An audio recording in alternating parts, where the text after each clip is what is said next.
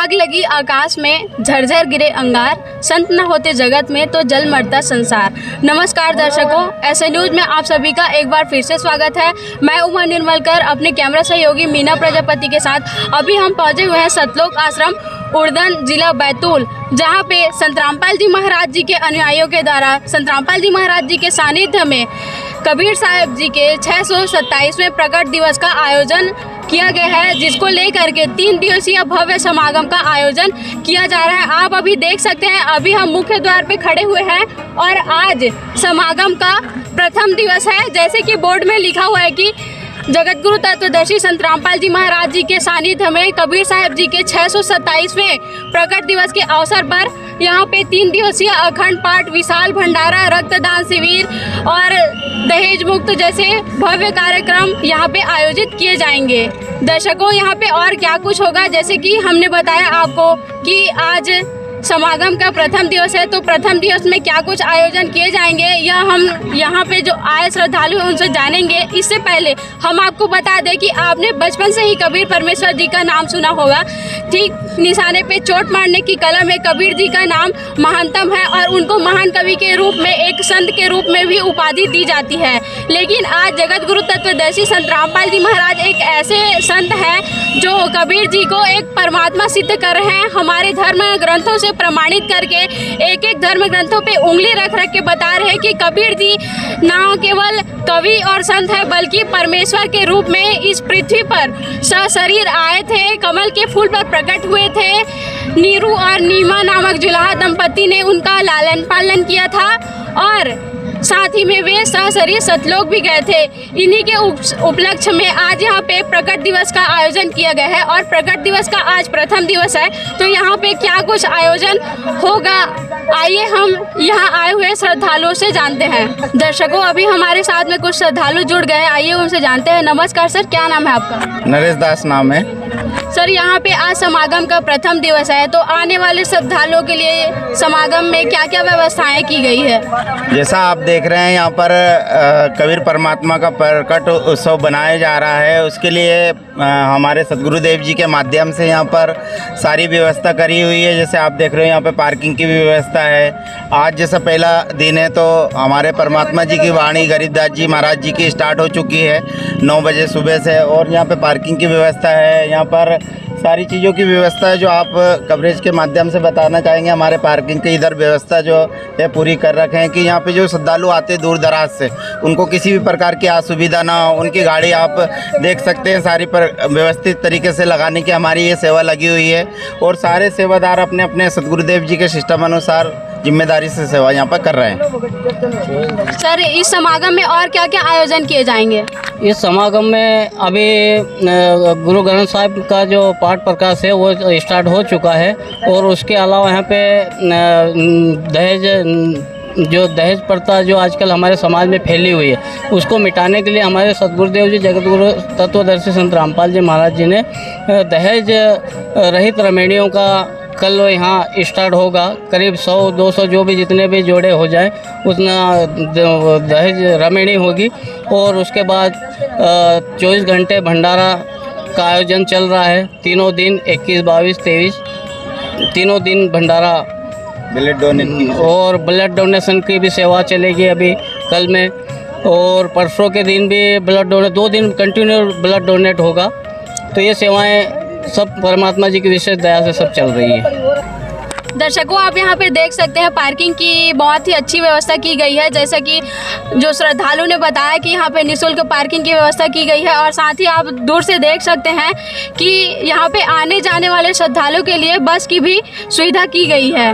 दर्शकों, आप यहाँ पे देख सकते हैं संत रामपाल जी महाराज जी के समागम में विभिन्न प्रकार के पोस्टर भी लगे गए हैं, जिसमें मुसलमान नहीं समझे ज्ञान कुरान की पुस्तकें यहाँ पे दिखाई गई है और साथ में उसमें कुछ प्रमाण भी दिए गए हैं। उसके साथ ही हम देखें तो यहाँ पे ज्ञान गंगा की किताब है, जीने की राह की किताबें हैं और साथ ही साथ में इस लाइन में अगर आप देखें तो संत रामपाल जी महाराज जी के वाणियों की पूरी पोस्टर्स लगाई गई हैं। कहते हैं ना कि संत मिलन को चालिए तजमाया अभिमान, जो जो कदम आगे रखे 100 यज्ञ समान। यानी कि जब हम संत की ओर बढ़ते हैं तो हमारे एक एक कदम 100 यज्ञ के समान माने जाते हैं। भारतवर्ष को संतों की भूमि कहा जाता है। जैसे कि आप देख सकते हैं कि भारतवर्ष में लाखों करोड़ों की तादाद में संतों की भीड़ लगी हुई है। ऐसे में आप देख सकते हैं संत रामपाल जी महाराज जी के द्वारा जो आध्यात्मिक और सामाजिक कार्य किए जा रहे हैं वे वाकई में जितनी तारीफ की जाए उतनी ही कम है। और यदि आपको अनुशासन देखना है तो कभी संत रामपाल जी महाराज जी के आश्रम में ज़रूर आए। दर्शकों, आप देख सकते हैं अभी हम गेट नंबर 2 पे आ चुके हैं और यहाँ पे आने जाने वाले श्रद्धालुओं के लिए पानी की और चाय की व्यवस्था की गई है। साथ ही में अगर हम देखें तो यहाँ पे कुछ श्रद्धालु अपने हाथों में कुछ थैलियाँ पकड़ के आ रहे हैं, जिससे हमें प्रतीत हो रहा है कि यहाँ पे आने जाने वाले श्रद्धालुओं के लिए रास्ते में भोजन भंडारे की भी व्यवस्था की गई है। आप यहाँ पे देख सकते हैं आने जाने वाले श्रद्धालुओं के लिए जूते घर की भी व्यवस्था की गई है, जहाँ पे जो श्रद्धालु आ रहे हैं उनके जूते चप्पल यहाँ पे एक थैले में कलेक्ट करके उनको पर्ची दी जा रही है। दर्शकों, आप यहाँ पे देख सकते हैं ठीक जूता घर के सामने में यहाँ पे आध्यात्मिक प्रदर्शनी भी लगाई गई है, जो कि अपने आप में एक अद्भुत जो कार्यक्रम यहाँ पे आयोजन किया गया है उसकी एक बहुत बड़ी पार्ट है ये। आखिर क्यों आध्यात्मिक प्रदर्शनी लगाई गई है, आइए हम यहाँ के जो प्रदर्शनी सेवादार हैं उनसे जुड़ते हैं और जानते हैं। नमस्कार सर। नमस्कार सर, क्या नाम है आपका? रामकिशोर दास। सर, यहाँ पे आप आध्यात्मिक प्रदर्शनी सेवादार हैं, तो आखिर क्यों आध्यात्मिक प्रदर्शनी लगाई गई है, इसके पीछे क्या कारण है? अभी तक हमने जितने समागम अटेंड किए हैं, अन्य धर्म गुरुओं के कार्यक्रम में भी जाते हैं, तो वहाँ पे इस प्रकार के आध्यात्मिक प्रदर्शनी हमें देखने को नहीं मिलती है। इसके पीछे क्या कारण है? ये परमात्मा ने जो लीला की थी, काशी में आए थे पूर्ण परमात्मा कबीर परमात्मा, तो उन्होंने जो लीला की थी उसका लीला के चित्र बनाए हुए हैं यहाँ सब। और यहाँ पे क्या क्या है लगाए गए हैं? जो परमात्मा ने जो लीला की थी जीवन के जीवन चरित्र में, जो उतनी पूरी लीला है। तो दर्शकों, आप देख सकते हैं यहाँ पे कबीर परमेश्वर जी द्वारा जो 600 वर्ष से पहले लीलाएं की गई थी उनको यहाँ पे प्रदर्शनी के माध्यम से दिखाया गया है।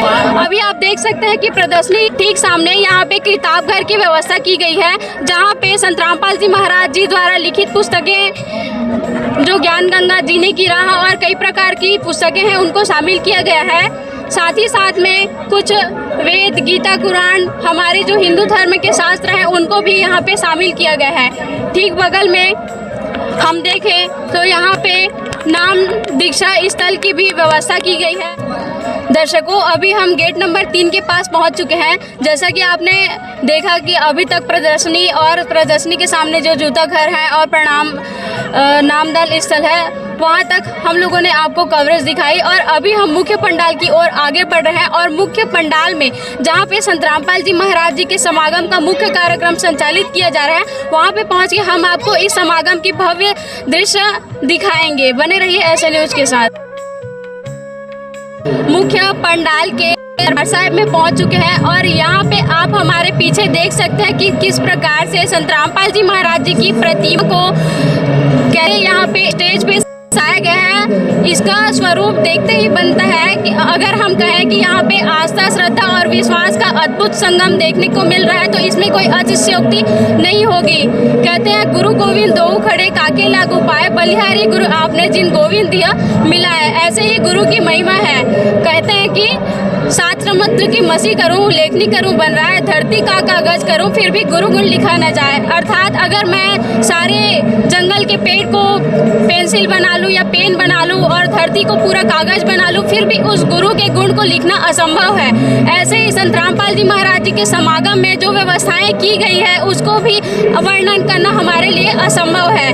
दर्शकों, यहाँ पे आप देख सकते हैं कि एक तरफ माइयों के लिए अलग से व्यवस्था की गई है, जहाँ पे माइयाँ यहाँ पे पाठ पढ़ते हुए नजर आ रही हैं। वहीं अगर हम राइट साइड में देखें तो भक्तों के लिए यहाँ पे अलग से व्यवस्थाएं की गई है और समान व्यवस्थाएं यहाँ पे भी कुछ भगत पाठ की सेवा करते हुए हमें नजर आ रहे हैं। आखिर इस दरबार साहिब का महत्व क्या है? हमारे साथ में दरबार साहिब के कुछ श्रद्धालु जुड़ रहे हैं, उनसे हम जानेंगे कि दरबार साहिब को क्यों इतना अट्रैक्टिव सजाया गया है, उसका महत्व क्या है। नमस्कार सर। सर साहब जी, क्या नाम है सर आपका? मेरा नाम खेलू दास है। सर अभी हम दरबार साहिब में पहुंचे हुए हैं, तो हमारी टीम आपसे जानना चाहती है कि दरबार साहिब का महत्व क्या है। इतने आकर्षक रूप से दरबार साहिब को आखिर सजाया क्यों गया है? दरबार साहिब को इसलिए सजाया गया है क्योंकि ये 627वां वर्ष कबीर प्रकट दिवस मनाया जा रहा है। इसके उपलक्ष्य में दरबार साहिब को सजाया गया है और इसमें कबीर साहिब गरीबदास जी महाराज जी का वाणी चल रहा है, अमर ग्रंथ का वाणी चल रहा है। और यहाँ पे हलवा प्रसाद बना हुआ है, जलेबी राम बना हुआ है और पूड़ी राम, सब्जी राम, भंडारा का व्यवस्था किया गया है। साथ ही साथ यहाँ संसारिक जीवन में जैसे कि दहेज मुक्त से संबंधित आजकल बहुत ही दहेज के नाम पे प्रताड़ित करते हैं बेटियों को। इसके तहत में दहेज मुक्त विवाह भी रखा गया है। साथ ही साथ रक्तदान का भी सेवा चल रहा है यहाँ। सर यहाँ पे जो वाणियाँ चल रही है, इस वाणी को सुनने से लोगों को क्या लाभ है? इस वाणी को सुनने से हमारे कई जन्मों का जो पाप कर्म है वो करता है। और साथ ही साथ परमात्मा वाणी में कहते हैं, कबीर वाणी में कहते हैं कि 5 यज्ञ करना हमारे लिए जीवन में बहुत महत्वपूर्ण है। दान यज्ञ है, धर्म यज्ञ है और प्रणाम यज्ञ है। इसी के उपलक्ष्य में सब प्रणाम के लिए दंडवत स्थान बनाया गया है। साथ ही साथ प्रसाद वगैरह का व्यवस्था किया गया है।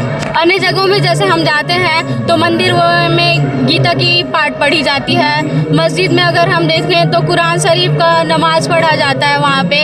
और सब लोग अलग अलग धर्मों के लोग अलग अलग पाठ करते हैं, लेकिन यहाँ पे सिर्फ गरीबदास जी महाराज जी के अमरवाणी का पाठ ही क्यों चलाया जा रहा है? क्योंकि संत रामपाल जी महाराज जी कबीर साहब का जो उल्लेख है उसी को बताते हैं और कबीर साहब गरीबदास जी महाराज जी का वाणी अमर है, इसलिए यहाँ उसका पाठ चलाया जाता है। आपके अनुसार कबीर जी कवि हैं या परमेश्वर हैं? पूर्ण परमेश्वर हैं, पूर्ण कबीर साहब हैं। क्या प्रमाण है इसका? इसमें प्रमाण है, गीता जी में प्रमाण है, बाइबल में प्रमाण है, 6 शास्त्र 18 पुराण में पूरा प्रमाण है। धन्यवाद सर। साहब दर्शकों, जैसा कि आपने देखा कि संत रामपाल जी महाराज के शिष्य दावे के साथ कह रहे हैं कि कबीर जी ना सिर्फ कवि हैं बल्कि पूर्ण परमेश्वर भी है। उन्हीं की आज 627वां कबीर परमेश्वर प्रकट दिवस के अवसर पर यहाँ पे विशाल समागम का आयोजन किया गया है और इस समागम का आज प्रथम दिवस है और साथ ही साथ इस समागम के 2 दिन और विशेष हैं। तो दर्शकों, हमारे साथ बने रहिए ताकि हम आपको समागम के 2 दिन की कवरेज पूर्ण रूप से दिखा सके और ऐसे इंफॉर्मेटिव खबरों के लिए बने रहिए ऐसे न्यूज़ के साथ। धन्यवाद।